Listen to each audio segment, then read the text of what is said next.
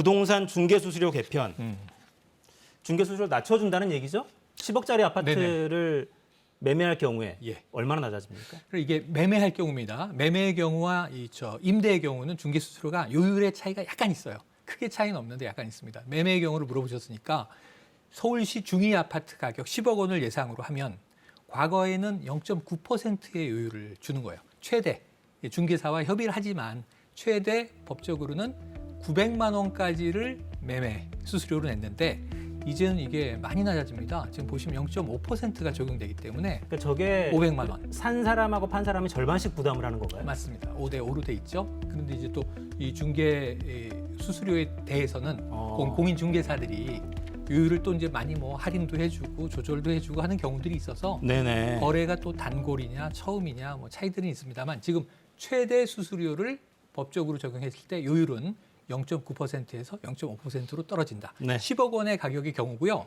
이 가격 차이마다 요율 구간이 있는데 이게 대폭 개편이 되는데 낮은 가격은 같지만 같을 수 있습니다. 요율이. 그러니까 같은 비용이 지불되지만 가격이 올라갈수록 상당히 많이 떨어지는 효과가 나타납니다. 네. 저 최고 중개 요율은 절반씩 부담하는 게 아니라 각각 부담하는 거라고 하네요. 각각. 그러니까 산 사람도 매수자와 매도자가 그렇습니다. 각각 금액을 네네. 내게 되는 거죠. 그러니까 좀 멀쩡한 똘똘한 한 채 중개를 매매하면 중개업체는 괜찮겠네요. 네. 그래서 지금 이 공인중개사 시험이 지금 응시가 끝났는데요.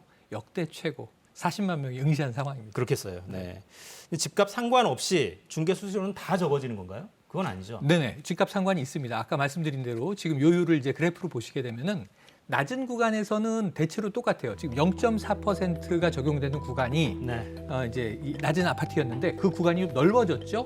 그리고 비싸질수록 전체 요율은 낮아지지만 구간이 좁아집니다. 그래서 사실은 이제 개편되고 나서도 한 2, 3억 원 정도의 아파트라면 사실은 요율은 변동이 없는 셈이고요. 그 이상으로 이제 올라갈수록 지금 보시는 대로 0.5%, 0.6%, 0.7% 구간이 달라져서 이게 제일 쉬운 표가 되겠습니다. 3억 원은 현행이나 개편이나 똑같습니다. 120만 원 내고요. 6억 원 아파트는 기존에는 300만 원을 냈는데 개편 이후에는 240만 원으로 매매 중개 수수료가 떨어지고 10억 원은 아까 말씀드린 대로 900만 원이 500만 원. 그리고 20억짜리는 1,800만 원이 1,400만 원으로 위로 갈수록 낮아지는 효과가 있습니다. 네. 근데 이제 저거는 최고 수수료인 거고 최고죠. 저만큼을 내는 경우는 사실 많지는 않죠. 네네, 많이 조정들을 하게 되죠. 네. 그래서 그런지 모르겠는데 소비자와 중개사 단체 모두 반대하고 있습니다. 네. 들어보겠습니다. 일방적인 중개보수의 날을 추진하는 것을 결코 용납할 수 없다. 우리는 현실을 반영하는 객관적인 중개보수 개편이 이루어지지 않는다면 모든 수단과 방법을 동원하여 강력히 투쟁에 나설 것임을 천명한다.